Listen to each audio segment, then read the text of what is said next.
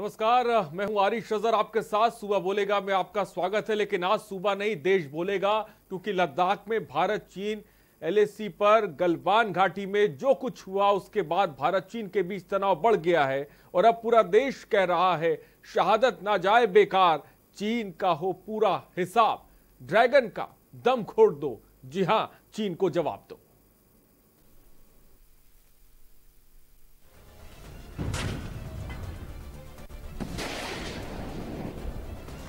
Stop. No picture. No picture.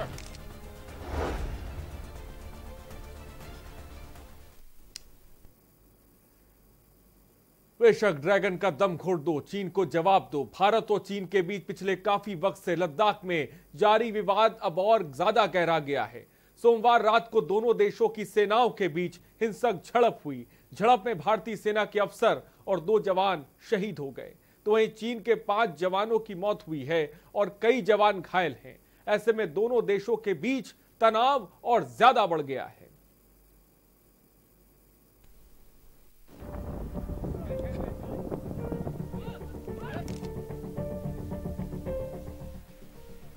Hindustan की खामोशी को चीन अगर कमजोरी समझता है तो भारतीय सेना के दमखम और शौर्य की ये तस्वीरें बताने के लिए काफी हैं कि सुधर जाओ, वरना सुधारने पर आ गए तो बड़ी मुश्किल होगी। अपनी हद से बाहर मत आओ, अगर कोशिश की तो अंजाम ठीक नहीं होगा। भारत को आंख दिखाने की हिमाकत मत करो, अगर गलती से ये गलती कर बैठे तो अब खैर नहीं। सीमा पर सातिर चाल, गंदे मंसूबे और नियत में खोट पाले बैठा ड्रैगन ने आखिर वो हरकत कर ही दी जिसके लिए पूरे विश्व में बदनाम है। हिंदी चीनी भाई भाई के नाम पर पीठ पर छुरा भोंकने वाले चीन ने एक बार फिर अपनी औकात दिखाई है।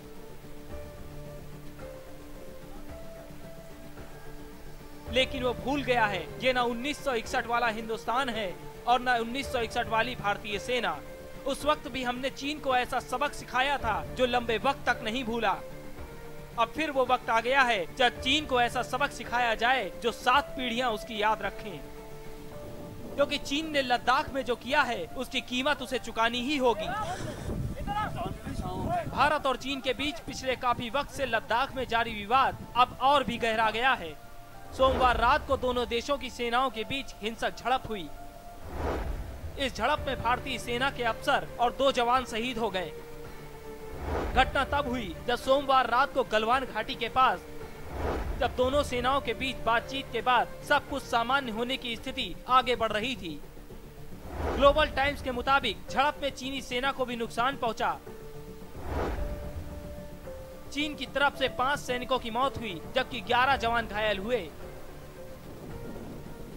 इस झड़प के दौरान किसी भी तरह की गोली नहीं चली, यानी सिर्फ हाथापाई ही हुई थी।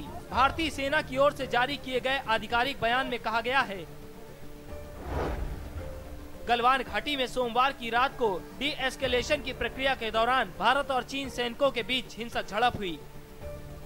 इस दौरान भारतीय सेना के 1 अफसर और 2 जवान शहीद हो गए। दोनों देशों के वरिष्ठ सैन्य अधिकारी इस वक्त इस मामले को शांत करने के लिए बड़ी बैठक कर रहे हैं। वहीं इस घटना के बाद चीन विदेश मंत्रालय का आधिकारिक बयान भी सामने आया। बीजिंग ने उल्टे भारत पर घुसपैठ करने का आरोप लगाया। अंतर्राष्ट्रीय समाचार एजेंसी AFP के मुताबिक बीजिंग का आरोप है कि भारतीय सैनिकों ने बॉर्डर क्रॉस करके चीनी सैनिकों पर हमला किया था। चीन विदेश मंत्रालय की ओर से कहा गया कि भारत ऐसी स्थिति में एकतरफा कार्रवाई न करे। आपको बता दें कि भारत और चीन के बीच मई महीने की शुरुआत से ही लद्दाख बॉर्डर के पास तनावपूर्ण माहौल बना हुआ था।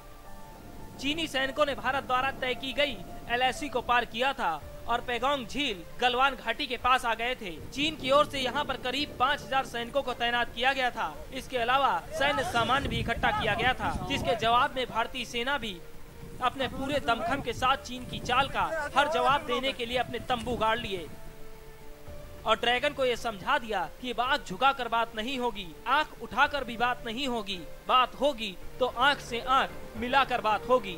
न आंख झुकाकर बात करेंगे, न आंख उठा करके बात करेंगे, हम आंख में आंख मिला करके बात करेंगे। यानी अब वो वक्त आ गया है और सूबा नहीं देश कह रहा है कि अब ड्रैगन का दम घोंट दिया जाए और मुंह तोड़ जवाब दिया जाए, क्योंकि अब पानी सिर के ऊपर जा चुका है। स्पेशल डेस्क के न्यूज।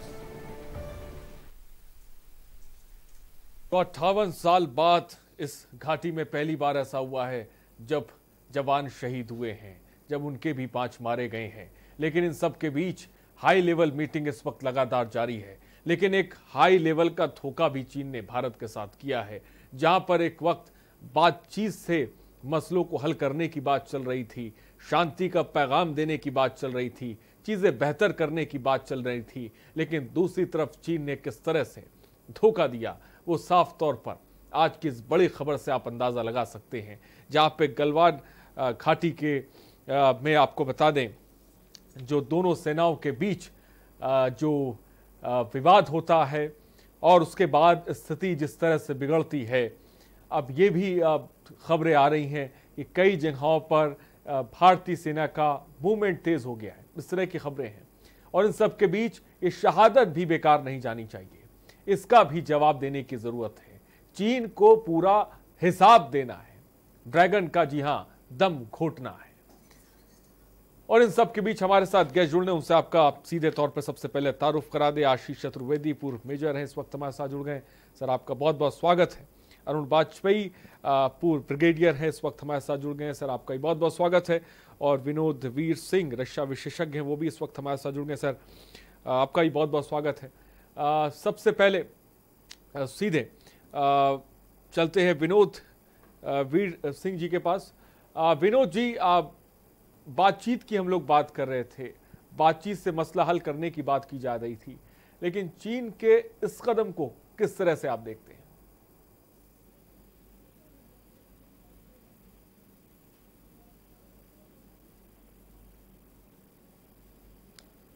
विनोद वीर सिंह जी, क्या मेरी आवाज आप तक पहुंच रही?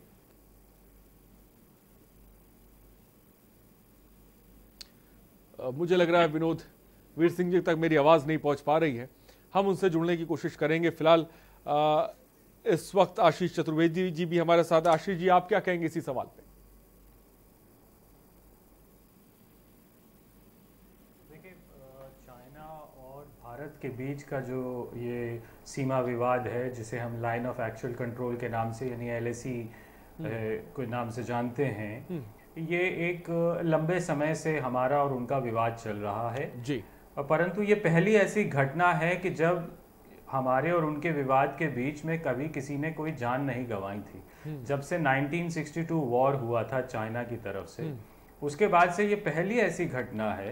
इसके बीच में कई बार चाइना के जो सोल्जर्स हैं वो लाइन ऑफ एक्चुअल कंट्रोल को क्रॉस करके इंडियन साइड में आते जरूर थे, कई जगह झंडे गाड़ते थे अपने, या हमारी जो बनाई हुई पोस्ट वगैरह जो खाली पड़ी होती थी उनको कई बार तोड़ के चले जाते थे, या कुछ तरीके के उनके इस तरीके के बयान आते थे विदेश मंत्रालय द्वारा कि ये जमीन जो है वो हमारी है या ये हिस्सा हमारा है। इस तरीके की बयानबाजी और इस तरीके की चीजें होती थी। लेकिन ये पहला ऐसा इंसिडेंट है कि जब जो नौबत यहाँ तक आ गई है कि हमारे एक ऑफिसर और 2 जवानों ने अपनी जान गंवाई है, और बहुत ही दुर्भाग्यपूर्ण है। और अब वक्त आ गया है कि हम 3 के बदले जो है 30 सर चाइना से लें, क्योंकि जब तक हम ये रवैया नहीं अपनाएंगे, ये इस तरीके की जो चीन की जो गीदड़ भक्कियां होती हैं और इस तरीके की जो गतिविधियां ये लोग लाइन ऑफ एक्चुअल कंट्रोल पे करते हैं, आए दिन आ रहे हैं वहां पे और हाथापाई कर रहे हैं, तो ये हाथापाई कोई ये कुश्ती का मैदान थोड़ी है, ये एक बॉर्डर है। यही अगर आप इसको इजराइल या किसी और कंट्री से देखेंगे, तुलना करेंगे, तो आप कल्पना भी नहीं कर सकते कि आप उनके बॉर्डर पे जाके हाथापाई करें और कोई रिटेलिएशन उसका ना हो। हमारे देश में ही ये संभव है कि एक दूसरे देश की सेना आती है और कुछ हाथापाई कर रही है, कुछ अब ये तो आज तो हद ही हो गई कि उन्होंने हमारे 3 जो सोल्जर्स हैं उनकी जान ले ली। आप भी सेना में रहे, मैं आपसे समझना और जानना चाहूंगा, जब इस वक्त के मुश्किल हालात बनते हैं जहां पर इस तरह से छुपकर या धोखा देकर हमला किया जाता है, उस स्थिति में अब कैसे कदम उठाने की जरूरत है या कैसे हालात बनते नजर आते हैं? देखिए, अब इसके दो पहलू हैं इसके, कि अगर हम देखा है तो हम मिलिट्री एक्शन में क्या क्या करते हैं वो एक पहलू है, और सरकार क्या कूटनीतिक प्रयास करती है वो उसका दूसरा पहलू है। अगर हम कूटनीतिक डिसीजंस की बात करें, यानी राजनीतिक स्तर पे हम क्या कर सकते हैं, हम लोग बहुत लंबे समय से चाइना से बहुत ज्यादा चीजें इंपोर्ट करते हैं जिसका फायदा चाइना को होता है, हमें नहीं होता। आप देखेंगे कि छोटी से लेके बड़ी चीजें तक जो है हम चाइना से इंपोर्ट कर रहे हैं, यानी हम चाइना को उनके जो मैन्युफैक्चरिंग इंडस्ट्रीज हैं उनको फायदा पहुंचा रहे हैं। तो पहली चीज सरकार को यह करनी चाहिए कि अब इसे एक फेज्ड मैनर में चाइना से जो हम इंपोर्ट करते हैं उसे खत्म किया जाए, क्योंकि चाइना जो है हमेशा से भारत का दुश्मन रहा है और एक्चुअल थ्रेट है। पाकिस्तान हमारे लिए उतनी बड़ी चुनौती नहीं है, हम पाकिस्तान को आसानी से निपट सकते हैं, लेकिन चाइना से निपटने के लिए हमें काफी तैयारी की जरूरत है, जो अभी फिलहाल दिखती नहीं है उस तरीके से कि हम उस तरीके से तैयारी कर रहे हैं। तो जरूरत यह है कि हम चाइना से अपने इंपोर्ट्स को खत्म करें, जिससे हम उनकी इकोनॉमी पे असर डाल सकें। दूसरा, जब से कोविड जो ये फैला है अभी कोरोना, तो बहुत सी ऐसी विदेशी कंपनियां हैं जिन्होंने अपनी मैन्युफैक्चरिंग जो इंडस्ट्रीज थी चाइना से हटाई हैं। हमें कोशिश करनी चाहिए कि वो इंडस्ट्रीज जो हैं वो चाइना से निकल के हिंदुस्तान में लगे, क्योंकि हमारे पास भी बहुत वर्कफोर्स है जो काम कर सकती है। हम उनको वो प्लेटफॉर्म दें और वो कंपनीज अगर यहाँ आए। और मिलिट्री एक्शन की अगर हम बात करें तो जरूरत है कि हमारा जो नेटवर्क है रोड्स का, मैं खुद वहां पोस्टेड रहा हूं चाइना बॉर्डर पे, अभी हमारा जो नेटवर्क है सड़कों का वो उतना अच्छा नहीं है जितना कि चाइना का है। चाइना की जो सड़कें हैं वो पोस्ट के बहुत करीब तक आती हैं, तो कोई भी आपको ट्रांसपोर्टेशन करना है, मूवमेंट प्लान करना है, तो आप आसानी से कर सकते हैं। ये सुविधा हमारे उस आशीष जी, मैं ये आपसे समझना चाहूंगा, अभी सरकार को जरूरत है। मैं आपसे ये समझना चाहूंगा आशीष जी, 58 साल पहले इसी घाटी में भारत और चीन के बीच युद्ध हुआ था। उसके बाद से जैसा कि हम बार बार जिक्र और आपने ही बताया कि ऐसा पहली बार घटना घटी है। हमने देखा जब ये चीज़ें शुरू हुई 5-6 मई के लगातार जो है सीमा पर जो कह सकते हैं गर्माहट जो है वो पैदा होने लगी, बयानात भी आने लगे, खबरें भी आने लगी। आखिर अचानक ये स्थिति कैसे बनती चली गई? क्योंकि जब जहां पर एक तरफ हम बात करें 11 जून को चीन विदेश मंत्रालय की ओर से ये बयान आया था कि दोनों देश इस मसले को आपस में बिल्कुल सही तरीके से निपटा रहे हैं, भारत और चीन के बीच इस मसले पर सैन्य और डिप्लोमेटिक लेवल की बात हो रही है। एक तरफ बातचीत का दौर चल रहा था, ये 11 जून का चीनी विदेश मंत्रालय की तरफ से बयान है, और उसके बाद इस तरह की हरकत, ओछी हरकत। देखिए, चाइना पे कभी भी भरोसा नहीं किया जा सकता है। अगर आप याद करें तो 1962 में भी जब जवाहरलाल नेहरू देश के प्रधानमंत्री थे, तो उस वक्त भी कुछ बातचीत का ही दौर चल रहा था चाइना से, और चाइना ने अचानक हमारे देश के ऊपर हमला कर दिया था। और हमारी जो वहां पे सेना जो थी उस वक्त बहुत सीमित संसाधनों में और सीमित गिनती में वहां पे थी, तो उनको अचानक सामना करना पड़ गया था चाइना का, जो कि चाइना ने बहुत लंबे समय से तैयारी कर रखी थी। ऐसा नहीं है कि चाइना ने अचानक हमला कर दिया था। चाइना ने उस वक्त भी तैयारी बहुत पहले से की थी, और फिर एकदम अचानक से हम पे हमला किया था। तो वो अचानक हमारे लिए था, चाइना के लिए नहीं था। चाइना अपनी तैयारी काफी पहले से कर रहा था। अगर हम आज के दृष्टिकोण में इसको देखें तो कहीं ना कहीं चाइना भी भारत को जो है अपना एक प्रतिद्वंदी के रूप में देखता है, और वो ये जानता है कि यदि भारत अपनी जो क्षमता है अगर उसको पूर्ण तरह इस्तेमाल करेगा तो कहीं ना कहीं वो चाइना का जो प्रभुत्व है साउथ ईस्ट एशिया में उसको कम कर सकता है, न केवल मिलिट्री फॉर्म में बल्कि जो हमारी जो इकोनॉमी है, जैसे जो अब क्योंकि चाइना से आप देख रहे हैं कि बहुत सी कंपनीज जो हैं वो अपना बिजनेस हटा रही हैं, तो कहीं ना कहीं चाइना ये नहीं चाहता कि वो कंपनीज इंडिया में अपना जो है वो स्टैब्लिश करें। दूसरा, अब अगर हम रोड्स बनाना चाह रहे हैं तो चाइना ये भी नहीं चाहता कि बॉर्डर की तरफ हम अपनी रोड्स को बनाएं, जिससे कि हमारी जो वहां पे मजबूती है वो ज्यादा अच्छी हो जाएगी। तो यही सब वो कारण है कि चाइना जो है कुछ ना कुछ इस तरीके से, और चाइना की आदत है, आप देख लीजिए कि हांगकांग में, नेपाल में, तिब्बत में वो हर जगह दखल अंदाजी करने की कोशिश करता है। तो कहीं ना कहीं एक जरूरत है एक अग्रेसिव पॉलिसी की, अग्रेसिव अप्रोच की, कि हमारी जो सेना है वो भी अग्रेसिव हो। ये धक्का मुक्की जो हम जैसे आप देख रहे हैं इस वक्त अभी टीवी स्क्रीन पे, ये नहीं होनी चाहिए। ये धक्का मुक्की करना ये पुलिस और प्रदर्शनकारियों का काम होता है, सेना का काम धक्का मुक्की करना नहीं है। ऐसा नहीं लगता कि आपको इसके पीछे भी कोई रणनीति है? चीन ध्यान भटकाने की कोशिश कर रहा है। अमूमन चीन चीजों को मानने को तैयार नहीं होता है, और जब ये खबरें हम लोग मीडिया में चलती है उसके कुछ ही देर बाद विदेश मंत्रालय जो चीन का है वहां से खबर आती है कि हमारे 5 सैनिक मारे गए हैं, इतने लोग घायल हुए हैं। अमूमन ऐसा चीन करता नहीं है, लेकिन ऐसा नहीं लगता कि तमाम चीजें कोई रणनीति है, चीन कुछ और करना चाहता है? संभवतः हो सकता है कि वो कहीं ना कहीं इस तरीके का प्रेशर एक बिल्डअप करना चाह रहा है, लेकिन आप ये समझिए कि वो प्रेशर ऐसा बिल्डअप क्यों कर पा रहा है। मैं फिर उस चीज पे आऊंगा, क्योंकि अगर हम गांधीवादी उसमें चलेंगे कि आपने मेरे एक गाल पे थप्पड़ मारा, अब ये दूसरा गाल है, अब आप इस पे भी थप्पड़ मार लीजिए, तो चीन इस तरीके की हरकतें करता रहेगा। लेकिन अगर आप पहले दिन से उन पे फायरिंग करना शुरू कर देंगे कि जहां उन्होंने एलएसी क्रॉस की आपने गोलियां चलाना शुरू कर दिया, तो कोई चीनी अंदर घुस के नहीं आएगा, ये आप मान के चलिए। लेकिन इसके लिए जरूरत है सरकार की अग्रेसिव पॉलिसी की, कि क्या सरकार सेना को ये निर्देश देना चाहती है? अब तक क्यों नहीं दिया गया इतने साल में ये निर्देश? पाकिस्तान में, मैं पाकिस्तान वाले बॉर्डर पे भी रहा हूं, सरकार की जो तमाम सरकारें रही वहां हम किसी का इंतजार नहीं करते। उनकी जो पॉलिसी है वो आपकी नजर में कमजोर रही, चीन को लेकर एक सॉफ्ट कॉर्नर है जिसकी वजह से ये बेहद होने लगे हैं अब। जी बिल्कुल, कहीं ना कहीं यही तो दर्शा रहा है, जो घटनाक्रम है वो यही दर्शा रहा है। ठीक है, इस बीच हमारे साथ अरुण वाजपेयी जी भी जुड़ गए। अरुण वाजपेयी जी, क्या मेरी आवाज आप तक पहुंच रही है? बिल्कुल पहुंच रही है। सर क्या कहेंगे आप, क्या वक्त आ गया चीन को सबक सिखाने का? पहली बात तो आरिफ साहब मैं आपसे कहना चाहूंगा कि मैं खुद रक्षा विशेषज्ञ हूँ और पिछले 23 साल से इस फील्ड में हूँ। मेरे हजारों लेख छप चुके हैं, अगर आप देखें गूगल सर्च में डाल दीजिए आपको पता लग जाएगा हिंदी इंग्लिश में। ये तो एक बात है। तो मतलब एक तो ये कहानी हो गई। दूसरी कहानी आप आ जाता हूँ जो जिस सब्जेक्ट पर आपने सवाल किया। पहली बात तो ये है साहब कि देखिए चाइना 1962 और आज के चाइना में हिंदुस्तान 1962 और आज के हिंदुस्तान में बहुत फर्क है।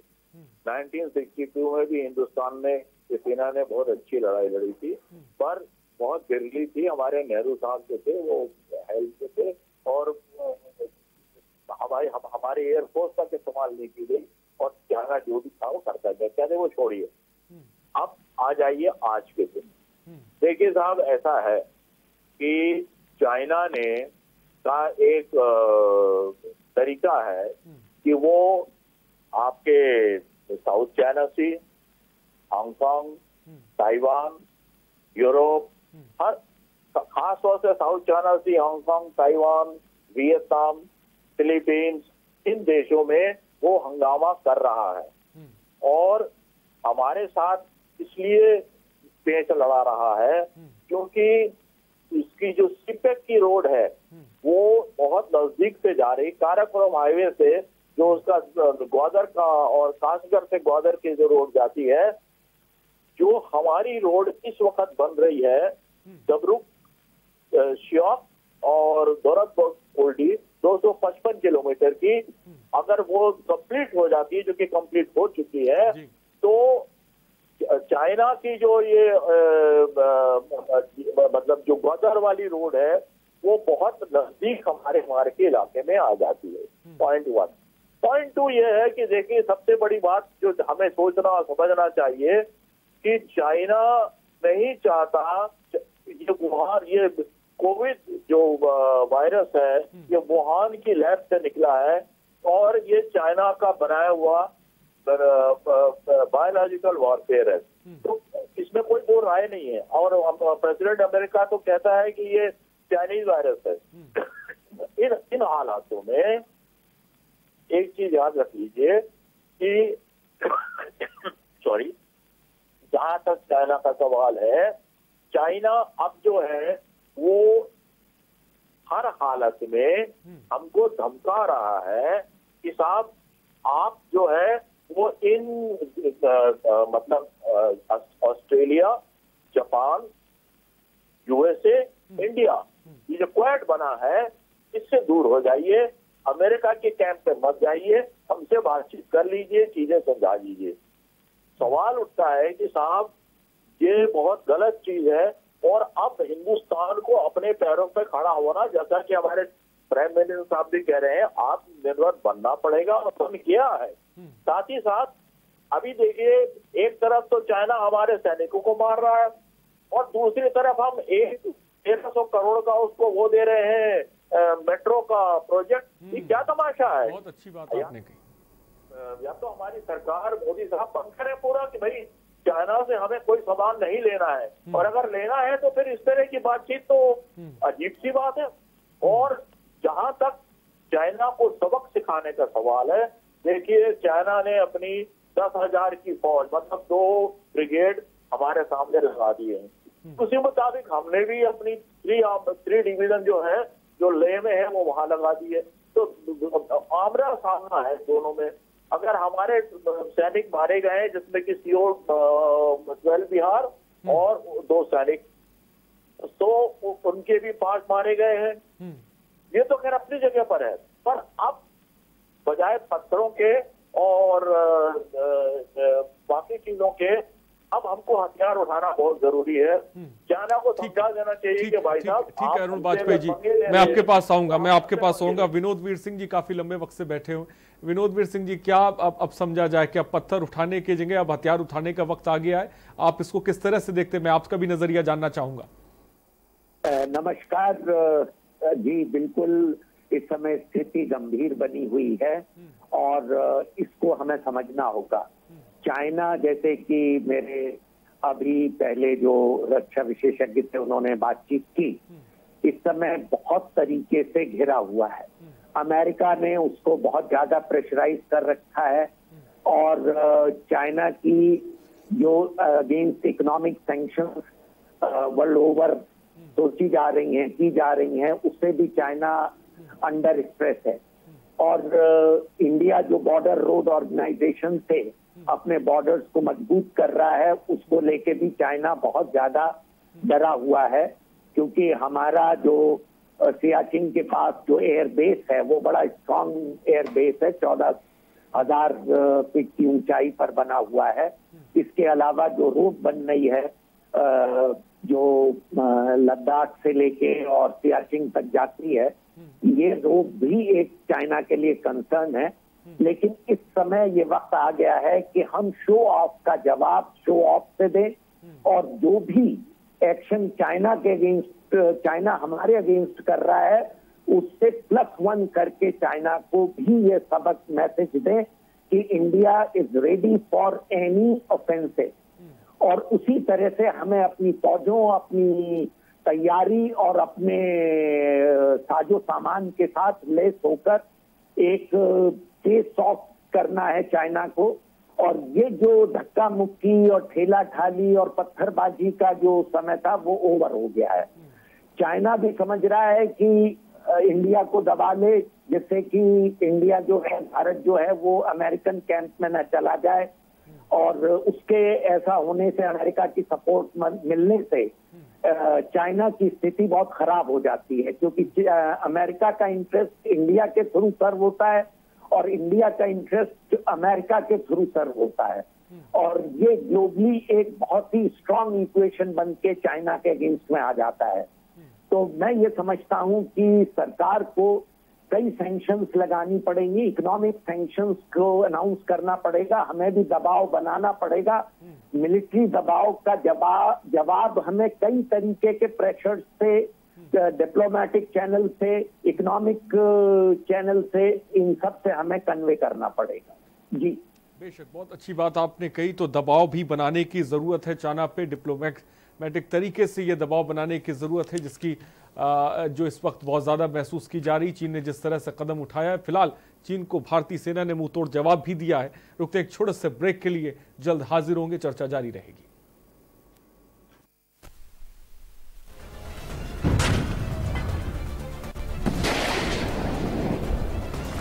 stop. No picture. No picture.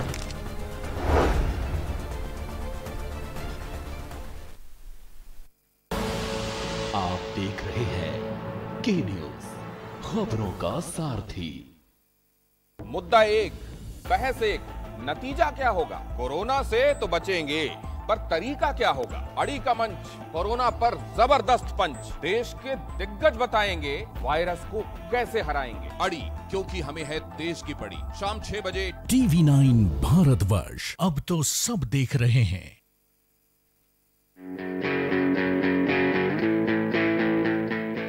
Online admissions in CMS for nursery to class 9 and provisional admission in class 11 are open at www.cmseducation.org. Online classes in CMS from class 9 to 12 will continue till government reopens schools. Online CMS summer camp nursery to class 8 will run until 30th of June, and from 1st of July 2020 regular online classes from nursery to 12th will continue till government reopens schools. Mount Litra Z School, Unnao, #1 in academics, #1 in sports, best teachers, best results, smart classroom, best transport facility, world class infrastructure के साथ Mount Litra Z School, Unnao। खुदी को आज़माया है तो ये अंदाज आया है, खुदी को आज़माया है तो ये अंदाज आया है। तुम में भी मैं हूँ, शुद्ध प्लस पान मसाला।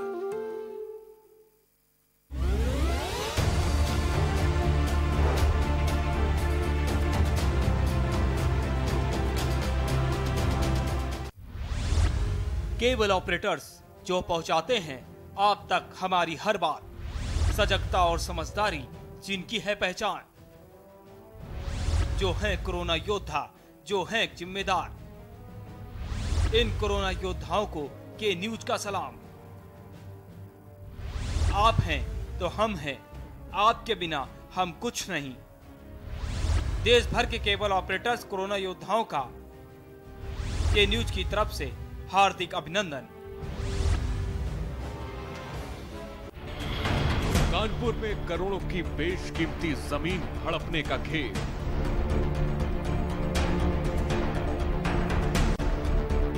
मैकरॉबर्ट हॉस्पिटल की 1000 करोड़ की जमीन पर भू माफिया की नजर।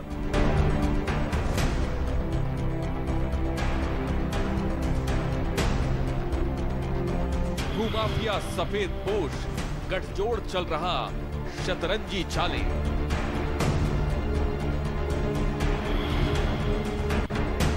परत दर परत खोलेंगे, एक भी राज न छोड़ेंगे, करेंगे पर्दाफाश।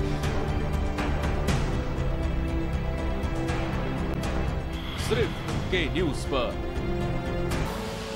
आप देख रहे हैं के न्यूज, खबरों का सारथी।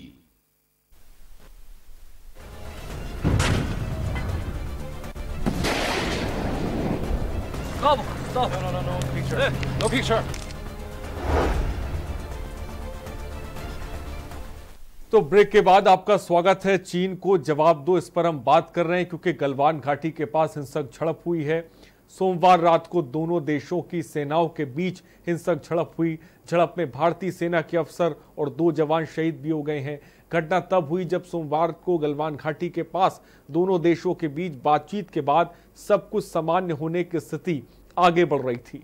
ग्लोबल टाइम्स के मुताबिक झड़प में चीन की सेना को भी नुकसान पहुंचा और चीन की तरफ से 5 सैनिकों की मौत हुई है, जो चीन की तरफ से प्रेस कॉन्फ्रेंस के माध्यम से बात कही गई है। और इसमें 11 जवान जख्मी भी हुए हैं, घायल भी हुए हैं। लेकिन इन सब के बीच बड़ा सवाल यह है कि चीन कोई रणनीति पे काम कर रहा है, क्योंकि जिस तरह से नेपाल का मिजाज को हम देख रहे हैं, पाकिस्तान के मिजाज को देख रहे हैं, तो क्या कोई चीन किसी रणनीति पे काम कर रहा है जिसको समझने की ज़रूरत है। जिस तरह से उसने अटैक किया गलवान घाटी, ये लद्दाख का क्षेत्र है, ये जो इलाका ये लद्दाख का क्षेत्र। 58 साल पहले आपको थोड़ा सा पीछे ले जाएं तो इसी घाटी में भारत और चीन के बीच युद्ध हुआ था, ये भी आपको याद रखने की जरूरत है। आशीष चतुर्वेदी जी भी हमारे साथ हैं इस वक्त, तमाम गेस्ट भी जुड़े हुए हैं।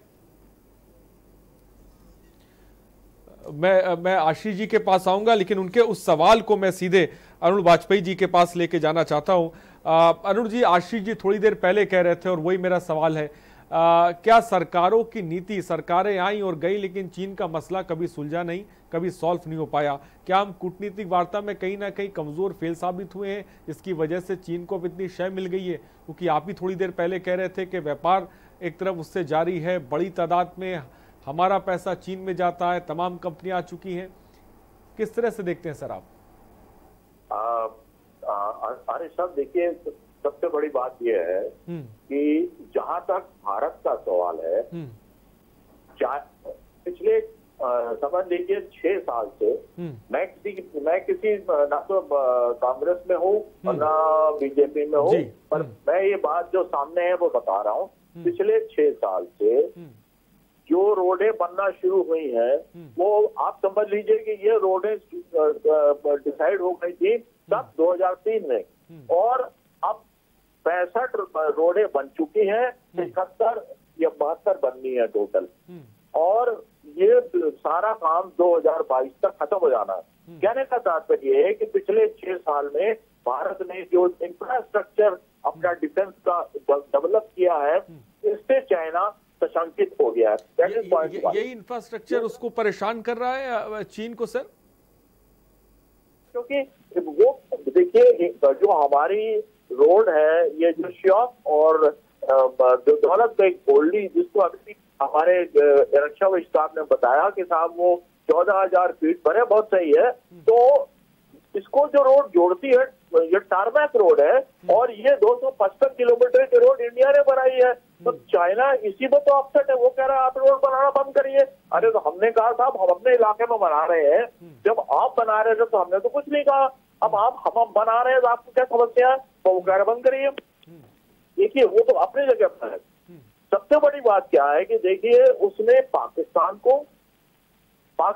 को वो उसने ही परमाणु बम दिया है, उसकी टेक्नोलॉजी दी है, और पाकिस्तान को हिंदुस्तान के बरखिलाफ खड़ा करके उसने ये यकीन कराया है और करा रहा है कि साहब हिंदुस्तान जो पाकिस्तान से बढ़ा रहे ताकि वो आगे ना बढ़ सके। इसी मुताबिक जहां तक आपने सीमा का सवाल किया है, देखिए साहब म्यांमार तक से उसने अपनी सीमा सेट कर ली है, डिसाइड कर ली है, पर इंडिया से वो नहीं करना चाहता।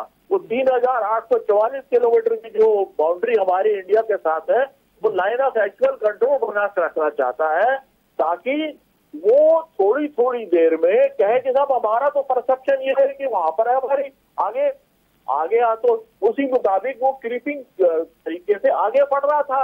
अब भारत ने कहा कि आप नहीं बढ़ सकते आगे, ये हमारा इलाका है। यहाँ पर मतभेद है, क्योंकि परसेप्शन वाली बात नहीं होना चाहिए। चाइना जब म्यांमार से अपनी बाउंड्री फिट कर सकता है तो हमारे साथ क्यों नहीं? सीधी बात है कि करना नहीं चाहता।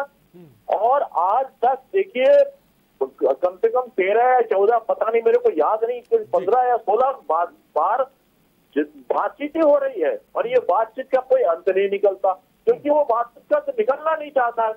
चाइना चाहता है कि हमको दबा के रखे, वो हमको पल्स ऑफ जो क्या बोलते हैं, भूल रहा हूँ उसको, वो उस मुताबिक चाहे वो हमको समुद्र में घेर रहा है और हमको जमीन पे घेर रहा है। मेन चीज ये है कि हमको हमारे को यहाँ पर दबा के रखे। अब भारत ने इस चीज को सोच लिया है तो वो भी चाइना को घेर रहा है, तो दोनों आपस में ये रणनीतिक गेम, कूटनीतिक गेम चला रहे हैं।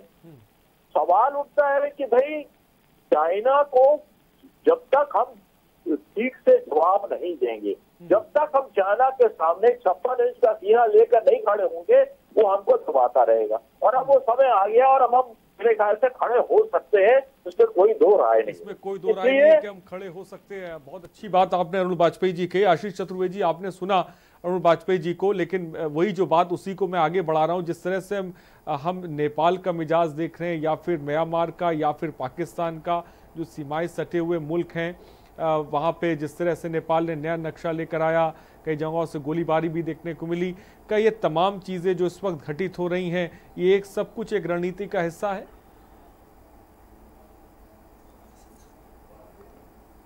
आशीष जी देखिए, कोई भी देश आपको तब तक दबा पाता है जब उसको ये लगता है कि वो आपको दबा सकता है। सर मैं आपकी बात को मुकम्मल करूंगा, रोकना चाहूंगा क्योंकि ये कॉलिंग प्रोग्राम में एक दर्शक विनीत शर्मा जुड़ गए हैं, उनकी राय ले लेते हैं। विनीत जी अपनी बात को रखें। विनीत जी क्या मेरी आवाज आप तक पहुंच रही है? तो शायद उनसे संपर्क टूट गया। आशीष सर अपनी बात को मुकम्मल करें सर। हाँ, जैसा मैं कह रहा था कि जरूरत है एक अग्रेसिव पॉलिसी की। देखिए चीन तो फिर भी बड़ा देश है। अगर आप नेपाल को देखें, अब नेपाल की संसद जो है उसने अपनी संसद में एक नक्शा पास कर लिया जिसमें उसने भारत के हिस्से को अपना हिस्सा बना लिया है। और भारत ने क्या किया उसके खिलाफ? कुछ भी नहीं किया। उनकी पुलिस ने अंधाधुंध फायरिंग करी हमारे जो नागरिकों के ऊपर। भारत ने क्या किया? कुछ भी नहीं किया। तो जब चाइना कहीं देखेगा कि नेपाल जैसा छोटा देश जब इतनी हिमाकत कर रहा है और यहाँ की सरकार यहाँ से कोई रिस्पॉन्ड नहीं कर रही उस तरीके से उसके ऊपर, तो कहीं ना कहीं चाइना जैसा शक्तिशाली देश जो इतना बड़ा है, हर रूप से बहुत बड़ा है, तो वो तो और ज्यादा लिबर्टी लेगा ही। वो तो लेते ही आ रहे हैं। तो जब इस तरीके की चीजें होंगी तो वो मैसेज एक इंटरनेशनल कम्युनिटी को जाता है। वही मैं बार बार इजराइल का जिक्र इसलिए करना चाहता हूं कि एक छोटा सा देश है इजराइल, लेकिन क्या यही चाइना, यही वो, क्या ये उसके बॉर्डर पे जाके इस तरीके की धक्का मुक्की कर पाएंगे? कभी नहीं कर पाएंगे। वो क्यों नहीं कर पाएंगे? कि जब तक वो धक्का मुक्की करेंगे वो तब तक वो देखेंगे कि उनके देश के अंदर इजराइल जो है वो घुस चुका होगा। ये फर्क है। तो ये रणनीति का फर्क जो है, आप ये कहते रहिए कि हम शेर हैं, लेकिन आप पिंजड़े में बंद करके बैठे रहिए।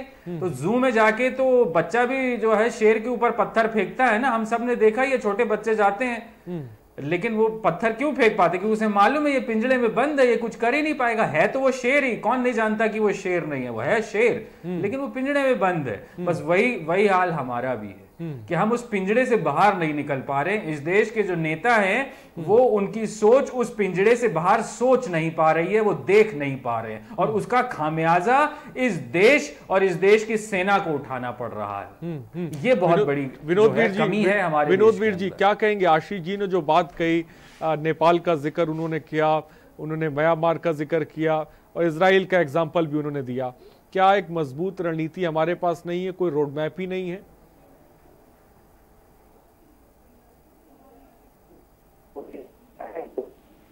हमारे लिए बहुत इम्पोर्टेंट है। हमने कोई long term policy military diplomatic economic विकास नहीं की है, इस तहत हमको चाइना से एग्रेसिव होना है। जब हम इकोनॉमिक जो हमारा एक्सचेंज है या व्यापार है या बिजनेस है उसको हम तो लेते हैं, और चाइना हमसे में है, हमारा मार्केट फ्लडेड है चाइनीज से, और बड़ा हमसे ले रहा है। दूसरी तरफ नहीं दिखा रहा है, इस तरह उनको हटा रहा है। ये हमारी पॉलिसी काउंटर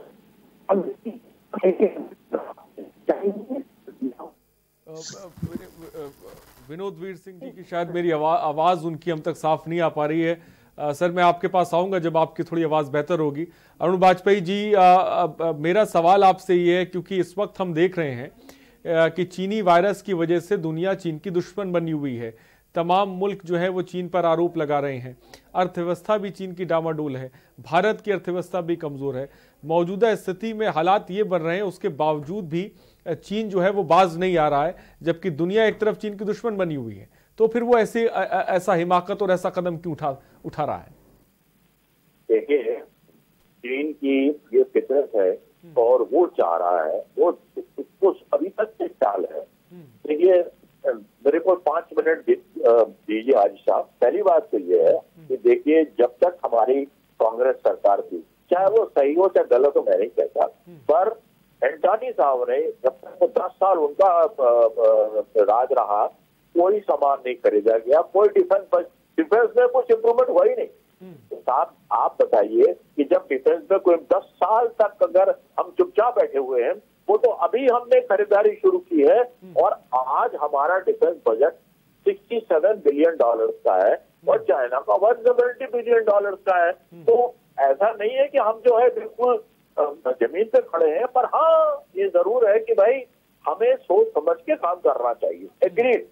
पर इसका मतलब जब हम अमेरिका के साथ हैं, जब हम बाकी आपके जो देश है जैसे कि वियतनाम है, जैसे कि आपका ताइवान है, जैसे कि आपका जापान है, जैसे कि आपका, तो ये छोटे छोटे देश भी अब आपके साथ है। तो कहने का तात्पर्य है कि जिस वक्त पूरा विश्व, आपने खुद कहा, चाइना का दुश्मन बना हुआ है, ये हमारे पास आइडियल मौका है चाइना को भी हम दिखाने का कि भाई साहब बहुत हो गया, अब हम न झेल पाएंगे आपको। दूसरा सवाल ये उठता है कि देखिए चाइना की जो ये टेक्निक है कि निबलिंग, मतलब ये है कि आपके थोड़े इलाके को ले लिया, थोड़ी देर के बाद फिर बोला कि हमारा इलाका तो वहां पर है।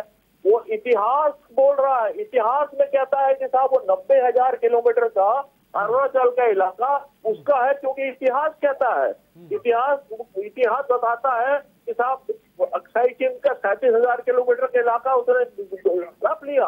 अरे साहब अब भारत को भी थोड़ा दम दिखाना चाहिए, तिब्बत को रिकॉग्नाइज कर लो आप, तिब्बत को आप बोलोगे ठीक है इंडिपेंडेंट देश है, अमेरिका तो रिकॉग्नाइज कर ही दिया है, आप भी कर लीजिए। भाई साहब चाइना भागता घूमेगा, क्योंकि जिस दिन तिब्बत रिकॉग्नाइज हो गया उस दिन तिब्बत के अंदर जो है वो विद्रोह पक्का है। और इसी मुताबिक चाइना के अंदर भी 2 से 3 ग्रुप बन चुके हैं, जो चाइना के अंदर ही आपस में जिन जियांगपिंग जो है साहब इतने बड़े भले ही वो आज बहुत पावरफुल है, पर वो उतनी पावर नहीं है उनके पास जितने की वो दिखा रहे हैं। तो कहने का तात्पर्य है कि चाइना की स्थिति भी कोई बहुत अच्छी नहीं है इस टाइम पर वो सिर्फ एक धमका रहा है हमको, हमारी पुरानी आदतों को देख करके। भाई अगर आपको याद हो कि पहले हमारे सलमान खुर्शीद साहब जो फॉरेन मिनिस्टर थे, तो उन्होंने कहा था ये 19 किलोमीटर चाइना अंदर घुसाया था, तंबू लगा दिए थे, और उन्होंने कहा ये तो एक मुहावरे पिंपल है, पिंपल है यार, 19 किलोमीटर अंदर घुसा रहा, पिंपल कह रहे हैं। इसी मुताबिक 2003 में 2008 में उसने कितनी रोडें बना दी, सब बना लिया, सब बनते रही, कुछ भूला नहीं, हमारे इलाके में भी घुसते गए, सब दबा लिया गया। तो साथ ऐसे काम नहीं चलता। वही सोच रहा था कि भाई अब भारत को हम फिर धमका के दबा लेंगे, अब नहीं दबा पा रहा है, तो फर्क ये। और हम इस बात को नहीं मानेंगे साहब की रणनीति नहीं, रणनीति बिल्कुल है। जब भी सेना कोई रणनीति बनाती है तो first action, second action, third action, alternative action, 3-4 रणनीति बन जाती है। तो ये कहना बिल्कुल गलत है कि साहब कोई रणनीति नहीं है। बेशक। विनोद वीर जी, क्या मेरी आवाज आप तक पहुंच रही है? जी जी बिल्कुल। मैं सेना की अपनी रणनीति है, मैं लेकिन सरकारों की बात करी जाए तो एक तरफ तो हम देख रहे हैं कि तमाम बड़ी कंपनीज चीन की जो है हिंदुस्तान में इन्वेस्ट कर रही हैं। जो है साफ तौर पर अरुण वाजपेयी जी ने भी मेट्रो के प्रोजेक्ट की बात करी, हजारों करोड़ रुपए जो है वहां जा रहा है। दूसरी तरफ हम जब लड़ने की बात करेंगे तो हम कैसे लड़ेंगे? जो आशीष जी बात कर रहे हैं कि जब हम नेपाल जैसे मुल्क को सही तो जवाब नहीं दे सकते, जहां पर वो अंधाधुंध गोलियां चला रहा है, वो उसने नक्शा बना के पेश कर दिया है दुनिया के सामने। विनोद वीर जी, मैं आपको एक चीज बताना चाहूंगा, जैसे कि किसी आदमी का कैरेक्टर होता है, इसी तरह से हर नेशन का एक कैरेक्टर होता है। और चाइना का कैरेक्टर ये है कि चाइना एग्रेसिव होकर सारे जितने भी नेबरिंग कंट्रीज हैं जो उसकी बाउंड्री से लगते हैं, उन सबको उसने हिस्टोरिकली तंग किया है। ये सबके अगेंस्ट में चाइना का होना एक बहुत बड़ी अपॉर्चुनिटी इंडिया को देता है कि उन सारे कंट्रीज से मिलकर हम एक एग्रेसिव फेस ऑफ करें और एक इंटरनेशनल फोरम में इन सब बातों को उठाएं और सबका साथ लें। जो सबसे बड़ी अपॉर्चुनिटी इस समय है, जो कहते हैं hit the iron when hot, इस समय चाइना की इकोनॉमिक पोजीशन बहुत खराब है। कोविड की वजह से जितने ऑर्डर्स थे चाइनीज गुड्स के सबने कैंसिल किए हैं। चाइना में खुद इकोनॉमिक के एरिया में बहुत बड़ी प्रॉब्लम आ रखी है और इस समय इंडिया के लिए ये वक्त है कि वो इकोनॉमिक पॉलिसी को रीड्राफ्ट करे और उसको एग्रेसिव तरीके से फ्रेम करे। एग्रेशन जो है, जैसे कहा नेपाल जैसे कंट्री से, हमारी जो ये सॉफ्ट पैडलिंग पॉलिसी है कि हम बातचीत के जरिए उससे China is able to instigate our neighbours, और हमारे नेबर्स भी जो हैं वो हमें आंखें दिखा रहे हैं। और नेपाल जैसा कंट्री भी जब इंडिया से दो हाथ करने के मूड में और फायरिंग होती है और हमारे देश के नागरिक मारे जाते हैं, ये कहीं ना कहीं एक बहुत गलत मैसेज जा रहा है इंटरनेशनल कम्युनिटी को, हमारे देश में भी और हमारे देश की पॉपुलेशन में भी, और हमारे खिलाफ हमारी सरकार की क्रेडिबिलिटी पर भी सवाल उठता है। We should come out as an aggressive country to safeguard our interest. और जो जिस तरह से इस समय एक मौका है कि जो एंटी चाइना एक सेंटिमेंट वर्ल्ड ओवर घूम रहा है इकोनॉमिक पॉलिसीज के अगेंस्ट में, कोविड को लेके जो बायोलॉजिकल वॉरफेयर की बात की मेरे पहले रक्षा विशेषज्ञ ने, इन सब को लेके इस समय बेस्ट माहौल है। India should take the advantage. एक रणनीति, मिलिट्री की रणनीति डेफिनेटली होती है, और militarily we are very strong. जैसे कहा गया कि अब वो हम 60s वाले हिंदुस्तान नहीं है, we are equipped with the best of best missiles, we are equipped with atomic nuclear bombs। तो वो सारी चीजों को आप जब तक यूज डिस्प्ले नहीं करेंगे पॉलिसी में, उन चीजों को आप जब तक इस्तेमाल नहीं करेंगे, सिर्फ रखना जो है वो कोई मायने नहीं रखता। इस समय एक ऐसी अपॉर्चुनिटी है स्ट्रैटेजिकली और नेशनल बिल्डिंग की कि इंडिया अगर चाहे तो चाइना को अलग थलग कर सकता है। वर्ल्ड में जितने भी कंट्रीज हैं जिनका इंटरेस्ट चाइना के साथ इम्पिंज होता है, उसके अलावा अमेरिका खुद इतना बड़ा जो इस समय चाइना के अगेंस्ट में इतना वसीफरस होके बोल रहा है, चाइना के लिए हर रोज एक स्टेटमेंट ट्रम्प से आ रहा है। इन सब चीजों का हमें एडवांटेज लेना चाहिए। We should not look very soft. हम बहुत सॉफ्ट नजर आ रहे हैं, और ये जो हमारी सॉफ्टनेस है वो चाइनीज कैरेक्टर को और ज्यादा फिलिप देती है कि इंडिया को दबा लो, इंडिया को प्रेशर में रखो, इंडिया के साथ हम उसके जितने भी नेबर हैं उनको भड़काते रहें। We are not with the counter measures to the Chinese policy. We must fight it out more aggressively, more strategically, and taking all facets of national interest against China, with China, and taking global community in our favor. तभी हम China को दबा सकेंगे और China हमें समझ सकेगा कि we mean business. ये जो flirtations हैं, they will not work. Flirtations will not work. ठीक है आशीष जी, जो बात विनोद वीर सिंह जी ने कही कि अब हमें पॉलिसीज को बदलने की जरूरत है। ये बातचीत वाला खेल अब बहुत ज्यादा हो गया। हमारा व्यवहार था, दुनिया में हम जाने जाते थे बातचीत के लिए और शांत व्यवहार के लिए हमारा मुल्क, लेकिन अब ऐसा लगता है कि यही तमाम चीजें ऐसा लग रहा है हमें कमजोरी साबित हो रही हैं।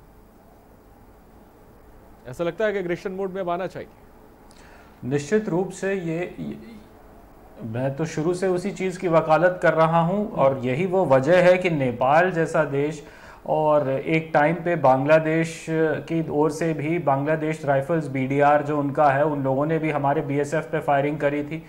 तो हम किसका इंतजार कर रहे हैं, मुझे ये समझ नहीं आ रहा है कि सरकार कौन सी गहरी नींद में सोई हुई है कि नेपाल जो है नक्शा जो है अपना बना लेता है, भारत के हिस्से को अपना दिखा रहा है, वो कुछ नहीं कर रहे हैं। उधर बीडीआर जो है वो बीएसएफ के ऊपर गोलियां चला रहा था।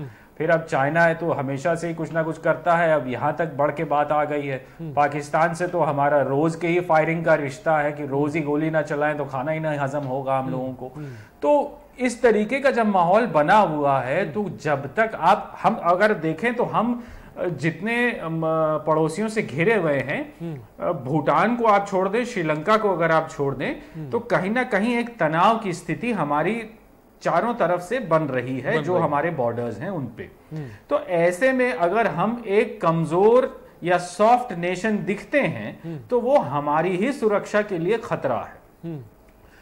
जरूरत है एक अग्रेसिव होने की। हमारी पॉलिसी, हमारी रणनीति, हमारी सेना को अग्रेसिव होने की जरूरत है। इतनी जी हजूरी से काम नहीं चलेगा कि जो खासतौर पे जो हमारे यहाँ जो जनरल्स भी बन करके बैठे हुए हैं सेना में, उनको एक स्टैंड लेना चाहिए, मानेकशॉ से सीखना चाहिए। हमारे जो पहले हुए आर्मी चीफ और देन फील्ड मार्शल, उनसे सीखना चाहिए।